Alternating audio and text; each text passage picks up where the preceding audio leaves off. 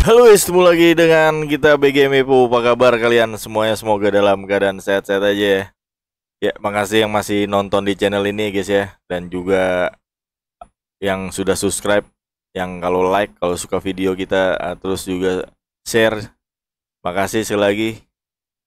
Ya, kita berbicara mengenai timnas Indonesia kembali nih guys ya. Setelah kemenangan 3-0 melawan Vietnam tadi malam, ternyata ada korban guys ya.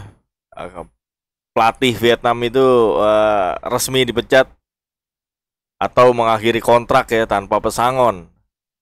Di video saya sebelumnya juga udah ada prediksi, dalam artian kalau kalah lawan timnas nih, Vietnam 2 kali berturut-turut pasti dipecat. Dan kejadian ini sama ya pada tahun atau 20 tahun lalu, yang memang kita kan beritanya belum pernah menang di Maiden setelah 20 tahun nih guys ya. Terakhir di 2004 saat itu. Philippe Troussier juga dipecat juga di tahun 2004, tapi menangani timnas Qatar pada saat putaran Piala Asia 2004 di Qatar. Kalah lawan Indonesia. Jadi posisinya nih Philippe Troussier nih tanda kutip trauma lah lawan timnas Indonesia nih. Gue besok-besok nggak mau lawan timnas Indonesia lagi, walaupun pelatihnya beda di 2004 sama sekarang. Dan Vietnam juga sama, trauma juga. Dalam artian di 20 tahun lalu juga di kandang sendiri di Maiden Stadion di kota Hanoi, Indonesia memenangkan pertandingan saat itu 3-0. Persis skornya dengan yang semalam. 3-0 juga. Nah, bedanya apa? Saat itu 3-0 itu terjadi pada saat putaran Piala AFF ya, di semifinal.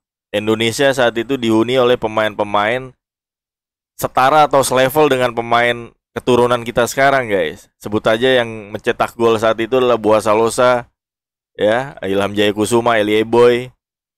Dan itu pemain di atas rata-rata, guys. Pemain skillnya di atas rata-rata pemain tim nasional. Yang dimana saat ini kita diisi pemain bintangnya adalah pemain keturunan. Maka dari itu di 2004 kita bisa menang lawan Vietnam dan tembus ke final Piala AFF di 2004. Nah, di tahun ini Indonesia ada kemiripan, kita bisa menang dengan lawan Vietnam 3-0 di Stadion Maiden. Nah, next kita akan juga mengikuti AFF ya, Piala AFF. Apakah bisa tembus final ataupun juara? Nah, itu harus bisa istilahnya dipatahkan lah. Kenapa? Karena di sebelum-sebelumnya Indonesia hanya memasuki partai final, belum pernah juara. Harusnya tahun ini dengan skuad yang lebih mumpuni, kalau kita bisa bilang, kita melihat di 2004 dengan skuad full lokal pride ya guys ya. Tapi pemain lokal pride-nya itu setara pemain keturunan yang sekarang, kalau bisa kita bilang. Berbeda. Kalau pemain lokal pride sekarang, bukan saya underestimate pemain lokal yang di Liga 1, tapi memang kualitasnya berbeda. Kenapa? Indikatornya apa? Gitu kan. Indikatornya satu aja. Klub-klub dari Liga 1 atau Liga Indonesia nggak ada yang tampil di Liga Champions Asia. Gitu. Itu satu. Kalian bisa cari tahu sendiri kenapa berbeda di tahun 2000-an awalnya sama yang sekarang. Saat itu di 2004 perwakilan timnas atau perwakilan klub dari Liga Indonesia tembus ke Liga Champions Asia. Itu perbedaannya. Pemain-pemain dahulu juga pemain yang memang dari Indonesia, dia direkrut untuk bermain di luar. Contoh, walaupun liganya masih level ASEAN di Thailand, di Malaysia gitu ya. Berhasilnya gimana berhasilnya Bambang Pamungkas, Elie Boy di Liga Malaysia di Selangor dan lain-lain. Yang sebelumnya di 2000-an juga Kurniawan Julianto di Sampdoria. Dan memang pemain-pemain Liga Indonesia saat itu bisa dibilang top gitu kan. Nah, di yang sekarang karena ada pemain keturunan, buat timnas Indonesia kita bisa dalam artian mencoba mengulangi tembus ke final lagi di tahun-tahun sebelumnya. Walaupun memang di bawah Sintayong ya di 2020 kita udah tembus final, tapi belum ada pemain keturunan yang istilahnya level permainannya atau kualitasnya di atas pemain yang standar di Indonesia gitu kan.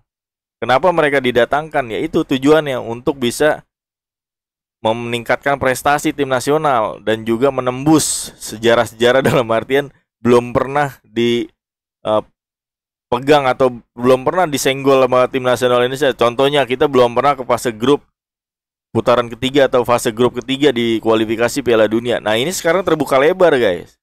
Dengan adanya pemain keturunan dan juga pelatih Sintayong. Walaupun mungkin kalau pelatihnya bukan Sintayong bisa juga gitu kan. Tapi karena yang sekarang adalah Sintayong, maka Sintayong menikmati hasilnya dalam artian jeripayanya timnya, dalam artian PSSI dan lain-lain. Sintayong menikmati dengan sumbangsi juga dari Sintayong.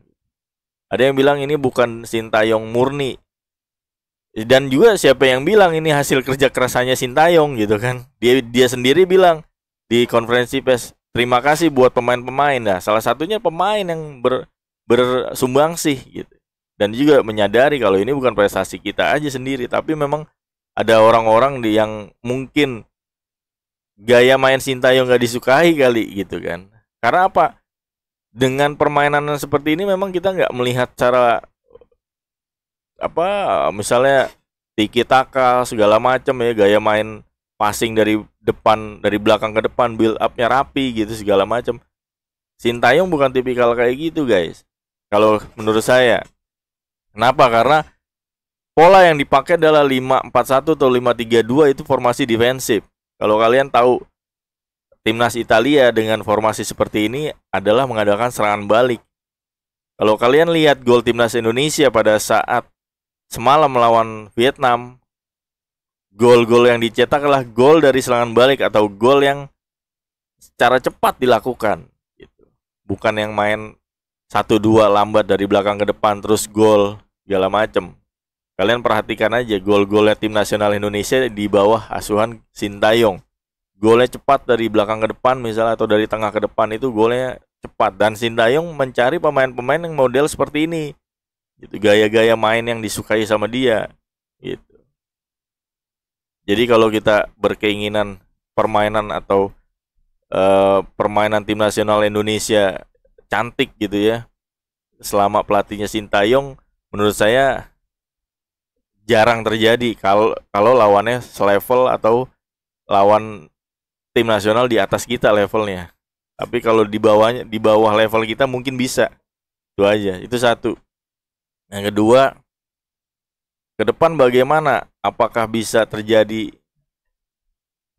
prestasi yang lebih bagus? Kita tunggu aja. Dengan komposisi yang sekarang, sejarah baru tercetak, dan juga indikatornya akan sama di tahun 2004 misalnya tembus final Piala AFF. Kita tunggu nanti di akhir tahun di AFF apakah Indonesia bisa masuk final.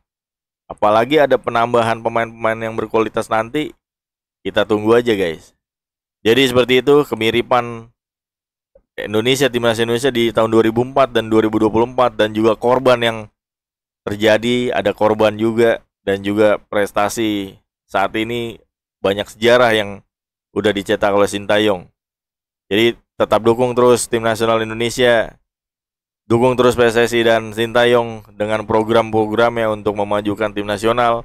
Kita merindukan tim nasional berprestasi dan menjadi juara minimal di ASEAN atau Asia ya guys ya, baru kita ke level dunia. Terima kasih sekali lagi. Sampai jumpa di video-video berikutnya. Tetap sehat, tetap semangat. Jangan lupa subscribe, like, and share jika kalian suka. Sampai jumpa. Salam sepak bola.